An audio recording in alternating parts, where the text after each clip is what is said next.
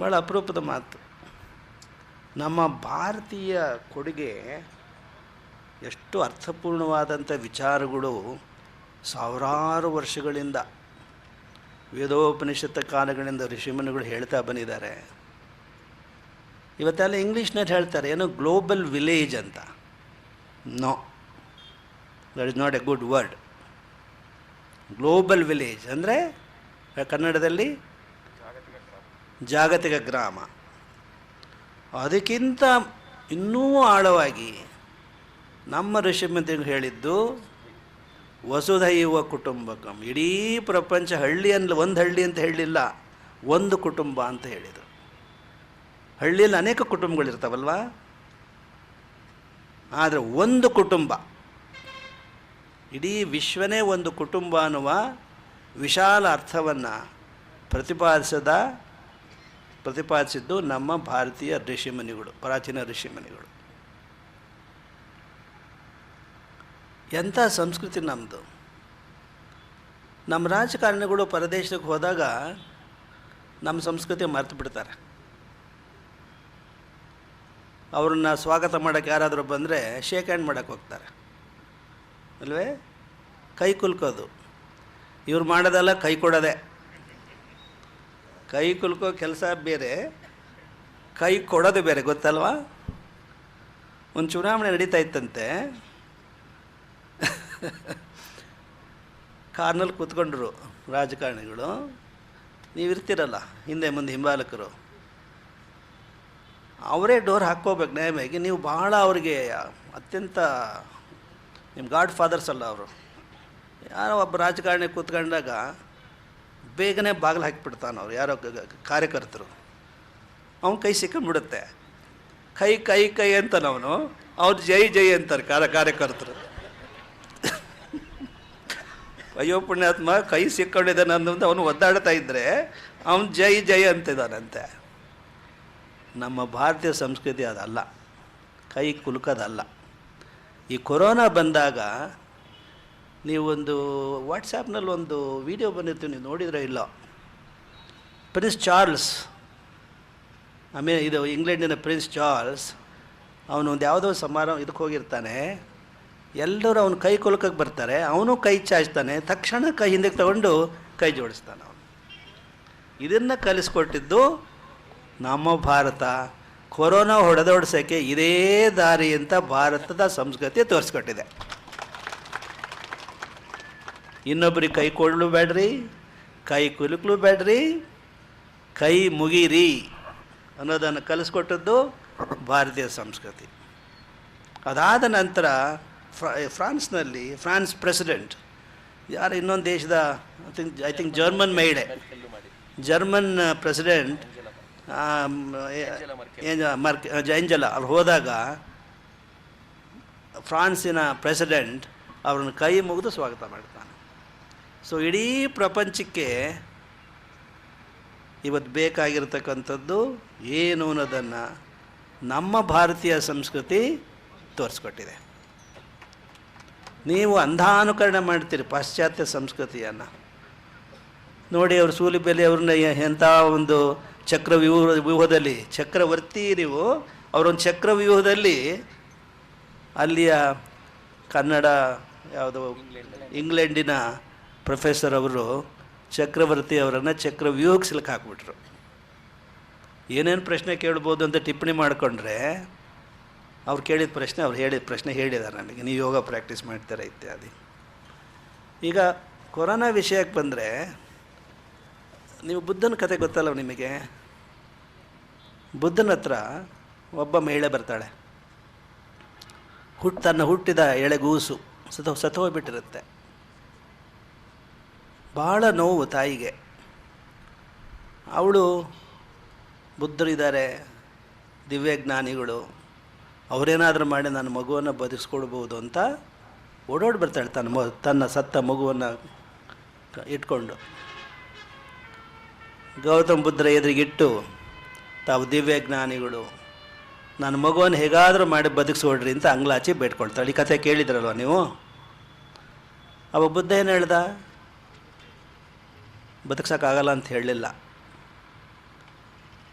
ಯಾರ ಮನೆಯಲ್ಲಿ ಒಬ್ಬರೂ ಸತ್ತಿಲ್ವೋ ಅದಕ್ಕೂ ಮುಂಚೆ ಒಂದು ಬೊಗಸೆಯಷ್ಟು ಒಂದು ಮುಷ್ಟಿಯಷ್ಟು ಸಾಸಿವೆ ಕಾಳು ತಾರಮ್ಮ ಯಾರ್ದಾರ ಮನೆಯೆಲ್ಲ ಬದಿಸ್ಕೊಡ್ತೀನಿ ಆಗ ಓಡ್ತಾಳೆ. ಅಷ್ಟೊಳಗೆ ಮತ್ತೆ ಹೇಳ್ತಾರೆ ಬದ್ಧ, ಯಾರ್ದೋ ಮನೆಯದಲ್ಲಮ್ಮ, ಯಾರ ಮನೆಯಲ್ಲಿ ಒಬ್ಬರೂ ಸತ್ತಿಲ್ವೋ ಅಂಥವ್ರ ಮನೆಯಿಂದ ನೀನು ಸಾಸಿವೆ ಕಾಳು ತಗೊಂಬ ಅಂತ ಹೋಗ್ತಾಳೆ. ಯಾರ ಮನೆಗೆ ಹೋದರೂ ಮೊನ್ನೆ ತನ್ನ ಮಾಪ್ ಸತ್ತೋದ, ಅವು ಸತ್ತೋದು, ಅಜ್ಜಿ ಸತ್ತೋದು, ಅಣ್ಣ ಸತ್ತೋದ, ಹೆಂಡತಿ ಸತ್ತೋದು, ಯಾರ ಮನೆಗೂ ಅವ್ರು ಕೊಡೋಕೆ ಬರ್ತಾರೆ. ಬೊಗಸೆ ಮುಷ್ಟಿ ಹಾಕಮ್ಮ ಒಂದು ಸೇರೆ ಕೊಡ್ತೀವಿ ಅಂತಾರೆ. ನಿಮ್ಮನೆ ಯಾರಾದರೂ ಸತ್ತಿದಾರ ಅಂದರೆ ಮನೆ ತಾನೇ ಅಂತಾರೆ ಸತ್ರು. ಆಕೆಗೆ ಜ್ಞಾನೋದಯ ಆಗುತ್ತೆ, ಎಲ್ಲರ ಮನೆಗೂ ಸಾವಾಗಿದೆ, ಹಾಗೆ ನನ್ನ ಮನೆಯೂ ನನ್ನ ಮಗು ಸತ್ತಿದೆ, ಬದುಕ್ಸೋಕ್ಕಾಗಲ್ಲ ಯಾರಿಂದಲೂ ಅನ್ನೋ ಅರಿವಾಗಿ ಆಕೆ ಬುದ್ಧನ ಶಿಷ್ಯೆಯಾಗಿ ಕಿಸಾ ಗೌತಮಿ ಅಂತ ಪ್ರಸಿದ್ಧಳಾಗ್ತಾಳೆ. ಇದು ಬುದ್ಧನ ಕಾಲದ ಕಥೆ ಆಯಿತು. ಬುದ್ಧ ಬದುಕಿದ್ದು ಎಷ್ಟು ವರ್ಷ, ಎಷ್ಟು ಶತಮಾನಗಳಾದವು? ಎಷ್ಟು ಕ್ರಿಸ್ತಪೂರ್ವ 2ನೇ ಶತಮಾನನೋ 3ನೇ ಶತಮಾನನೋ. ಈಗ ಅದು ಹಳೆಯ ಕಾಲ. ಈ ಹೊಸ ಕಾಲದಲ್ಲಿ ಏನು ಹೇಳ್ಬೋದಾಗಿತ್ತು ಬುದ್ಧ ಅಂದರೆ, ಬದುಕಿದ್ರೆ ಯಾರ ಮನೆಯಲ್ಲಿ ಕೊರೋನಾ ಬಂದಿಲ್ವೋ ಅವ್ರ ಮನೆಯಿಂದ ಸಾಸಿವೆ ಕಾಳು ತಾರಮ್ಮ ಅಂತ ಹೇಳೋ ಸ್ಥಿತಿ ಇವತ್ತು ಇಡೀ ಜಗತ್ತಿನಲ್ಲಿ ಸ್ಥಿತಿ ಉಂಟಾಗಿದೆ. ಹೌದಲ್ಲ? ಅದು ಬಂದು ಹೋಗಿದ್ದು ಗೊತ್ತಿಲ್ಲ ಎಷ್ಟೋ ಜನಕ್ಕೆ. ಬಂದು ಹೋಗಿದೆ. ಕೊರೋನಾ ಎಚ್ಚರಿಸ್ತು ಜಗತ್ತನ್ನು. ನಮ್ಮ ತಾತ್ವಿಕ ವಿಚಾರಗಳು ಏನು ಅದನ್ನು ಎಚ್ಚರಿಸ್ತು. ಈ ಆಯುಷ್ಯ, ಮನುಷ್ಯನ ಈ ಜೀವನ ಏನು ಅನ್ನೋದನ್ನು ಅದು ಮಂದಾಟ ಮಾಡಿಕೊಡ್ತು. ಮೊದಲು ಬಂದದ್ದು ಆವರಿಸಿದ್ದು ಇಟಲಿಯಲ್ಲಿ. ಇಟಲಿಯಿಂದ ಹೊರಗೆ ಆ ಸಂದರ್ಭದಲ್ಲಿ ಅಲ್ಲಿ ಲೀರಾ ಅಂತಿದ್ರು, ಈಗೆಲ್ಲ ಯೂರೋ ಬಂದುಬಿಟ್ಟಿದ್ದಾವೆ. ಯೂರೋ ನೋಟ್ಗಳು, ಯೂರೋನ ಇದು ಎಲ್ಲ ದೊಡ್ಡ ದೊಡ್ಡ ಮನೆಗಳಿಂದ, ದೊಡ್ಡ ದೊಡ್ಡ ಮಹಲುಗಳಿಂದ, ಫ್ಲ್ಯಾಟ್ಸ್ಗಳಿಂದ ಹೊರಗೆ ಅವ್ರು ಚೆಲ್ತಾಯಿದ್ರು. ದುಡ್ಡು ಅಂದರೆ ಭಾಳ ಆಸೆ ಅಲ್ಲ ನಮ್ಮ ಜನಕ್ಕೆ. ಆ ಗಾಳಿ ಚೆಲ್ಲಿದ್ದನ್ನು, ಮೇಲಿನ ಫ್ಲ್ಯಾಟ್ನಿಂದ ಕೆಳಗೆ ಚೆಲ್ಲಿದ್ದನ್ನು ಯಾರೂ ಕೂಡ ಅದು ಎತ್ಕೊಳ್ಳಲಿಲ್ಲ. ಯಾರು? ಯಾಕೆ ಅಂದರೆ ಅದನ್ನು ಮುಟ್ಟಿದರೆ ಎಲ್ಲಿ ಕೊರೋನಾ ಬರುತ್ತೋ ಅಂಥೇಳಿ. ನೋಡಿ, ಓದಿರ್ಬೋದಲ್ಲ ನೀವು ದೃಶ್ಯನ. ವಿಡಿಯೋ ಭಾಳ ಹಿಂದೆ ಬಂದಿತ್ತು ಆರಂಭದಲ್ಲಿ. ಹಣದ ಮೇಲಿನ, ಸಂಪತ್ತಿನ ಮೇಲಿನ ಒಂದು ದುರಾಸೆ. ಅದು ಆ ದುರಾಸೆ ಇರಬಾರ್ದು ಅನ್ನೋದನ್ನು ಕೊರೋನಾ ತೋರಿಸ್ಕೊಡ್ತು. ದುಡ್ಡಿನ ಮೇಲೆ ಆಸೆ ಇದ್ದರೂ ಸಹ ದುಡ್ಡು ಮುಟ್ಟಬಾರದು, ಮುಟ್ಟಿದರೆ ನೀನು ಸಾಯ್ಬೋದು, ಕೊರೋನಾ ಅಂಟ್ಕೊಳ್ಬೋದು ಅನ್ನೋ ಒಂದು ಭಯವನ್ನು ಉಂಟು ಮಾಡ್ತು. ಒಂದು ಒಳ್ಳೆಯ ಇಂಗ್ಲೀಷ್ ಕವಿತೆ ಇದೆ, ಒಬ್ಬ ಅಜ್ಞಾತ ಕವಿ ಬರ್ದಾನೆ, ಭಾಳ ಚೆನ್ನಾಗಿದೆ ಅದು. We squander health in search of wealth, we scheme, toil and save. We squander health in search of wealth. ಸಂಪತ್ತಿನ ಗಳಿಕೆಗಾಗಿ, ಸಂಗ್ರಹಕ್ಕಾಗಿ ನಮ್ಮ ಆರೋಗ್ಯವನ್ನೇ ಲೆಕ್ಕಿಸದೆ ಓಡ್ತಾರೆ ಜನ. Then we squander wealth in search of health, all that we get is grave ಅಂತ. ಎಲ್ಲ ಸಂಪತ್ತು ಸಂಗ್ರಹ ಮಾಡಿದ ಮೇಲೆ, ಎಲ್ಲ ಆದಮೇಲೆ ಕೊನೆಗೆ ಏನೇನೋ ಕಾಯಿಲೆಗಳು ಬಂದು, ಬಿ ಪಿ, ಶುಗರು, ಏನೇನೋ ಬಂದು ಕೊನೆಗೆ ಆಸ್ಪತ್ರೆಗೆ ಕರ್ಕೊಂಡೋಗಿ ದಾಖಲಿಸಿದಾಗ then we squander wealth in search of health. ಆಗ ಆರೋಗ್ಯಕ್ಕಾಗಿ ದುಡಿದ ಹಣವನ್ನೆಲ್ಲ ಆಸ್ಪತ್ರೆಗೆ ಖರ್ಚು ಮಾಡ್ತೀರಿ. So what you get at the end? All that we get is a grave. ಕೊನೆ ಸಿಗೋದು ಸ್ಮಶಾನ. ಇದನ್ನು ಗಮನದಲ್ಲಿ ಇಟ್ಕೊಂಡು ನೀವು ಭಯಭೀತರಾಗಬಾರದು. ಭಯಭೀತರಾಗದೆ ನೀವು ನಿಮ್ಮ ಬದುಕು, ನೀವು ಹುಟ್ಟಿರೋದು, ಈ ಈ ಭೂಮಿಯಿಂದ ನಿರ್ಗಮಿಸೋದು, ಈ ಮಧ್ಯದ ಕಾಲಾವಧಿ ಇದೆಯಲ್ಲ, ಇದನ್ನು ಹೇಗೆ ರೂಪಿಸ್ಕೊಳ್ಬೇಕು ಅನ್ನೋ ಪ್ರಜ್ಞೆನೂ ಜ್ಞಾಪನೂ ನಿಮ್ಮಲ್ಲಿ ಇರಬೇಕು. ನಾವು ವಿಯೆನ್ನಾದಲ್ಲಿ ಓದ್ತಾ ಇದ್ದಾಗ ಒಂದು ಶಪೀಗಲ್ ಅಂತ ಒಂದು ಜರ್ಮನ್ ವಾರಪತ್ರಿಕೆ ಇತ್ತು. ಶಪೀಗಲ್ ಅಂದರೆ ಮಿರರ್ ಅಂತ ಜರ್ಮನ್ನಲ್ಲಿ, ಶಪೀಗಲ್ ಈಗಲೂ ಇದೆ ಅದು. ಈಗ ಆಗಿನ ಕಾಲದಲ್ಲಿ, ನಾವು ಓದೋ ಕಾಲದಲ್ಲಿ ಬೆಂಗಳೂರು ಎಲ್ಲಿದೆ ಅಂತ ಗೊತ್ತಿರಲಿಲ್ಲ. ನಾವು ಭಾರತದಿಂದ ಬಂದಿದ್ದೀವಿ, ಕರ್ನಾಟಕದಿಂದ ಬಂದಿದ್ದೀವಿ ಅಂದರೆ ಅವ್ರಿಗೆ ಅರ್ಥವಾಗ್ತಿದ್ದಲ್ಲ. ಕರ್ನಾಟಕ, ಬೆಂಗಳೂರು, ಸಿರಿಗೆನೇನು ಅರ್ಥವಾಗೋದೇ ಅಲ್ವಲ್ಲ ನಾವು ಓದ್ತಾ ಇದ್ದಾಗ. ಆವಾಗ ಬೆಂಗಳೂರು ಎಲ್ಲಿದೆ ಅಂದರೆ ಮದ್ರಾಸಿನ ಹತ್ತಿರ, ಮದ್ರಾಸ್ ಹತ್ತಿರ ಇದೆ ಅಂತ ನಾವು ಹೇಳಬೇಕಾಗ್ತಿತ್ತು. ಇವತ್ತು ಮದ್ರಾಸಿಗಿಂತ ಹೆಚ್ಚಾಗಿ ಬೆಂಗಳೂರು ಪ್ರಸಿದ್ಧಿಗೆ ಬಂದಿದೆ. Bangalore is the silicon valley of India ಅನ್ನೋ ಹೆಸರನ್ನು, ಪ್ರಖ್ಯಾತಿಯನ್ನು ಪಡೆದಿದೆ. ಈಗ ಮದ್ರಾಸ್ ಎಲ್ಲಿದೆ ಅಂದರೆ ಸಿಲಿಕನ್ ವ್ಯಾಲಿ ಆಫ್ ಇಂಡಿಯಾ ಇದೆಯಲ್ಲ ಬೆಂಗಳೂರು, ಅಲ್ಲಿ ಹತ್ತಿರ ಇದೆ ಅಂತಂದು.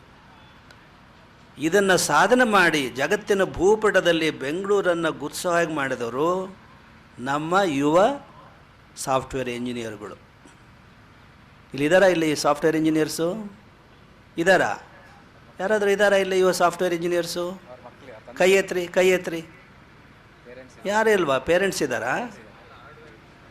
ಎಲ್ಲ ಹಾರ್ಡ್ವೇರ್ ಏನಿದೆಯಮ್ಮ? ಸಾಫ್ಟ್ವೇರ್ ಇಂಜಿನಿಯರಾ? You tell me now, which is more important? Anusha, hardware or software, which is more important? Sir, ಎರಡೂ ಬೇಕು. ಯಾಕಂದರೆ ನಾನು ಸಾಫ್ಟ್ವೇರ್ ಡೆವಲಪರ್ ಸರ್. ಹಾರ್ಡ್ವೇರ್ ಸರಿ ಇದ್ರೆ ಮಾತ್ರ ಸಾಫ್ಟ್ವೇರ್ ವರ್ಕ್ ಆಗಕ್ಕೆ ಸಾಧ್ಯ.